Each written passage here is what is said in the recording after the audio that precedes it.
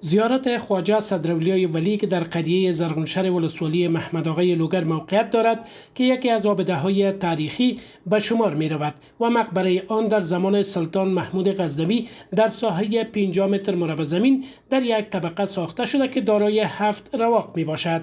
در همین حال مسئولان ریاست اطلاعات و فرهنگ تایید می‌کنند که مقبره زیارت خواجه صدراولیای ولی از سوی نیروهای امنیتی و هوایی اداره قبلی تا حد تخریب گردیده و می‌افزاید که در عرصه بازسازی و حفاظت آن تلاش می‌نمایند. دا چې موږ د خپل مشرانو سره ان شاء الله الرحمن د جریان شریک کړی دی او امیدوار تر ډیره حد داسې یو چې په آینده کال کې د دې د بیا رغولو چارې ترسره شي او بودیجه منظور شي او پلان او نقشه ان شاء الله الرحمن مکمل برابر ده.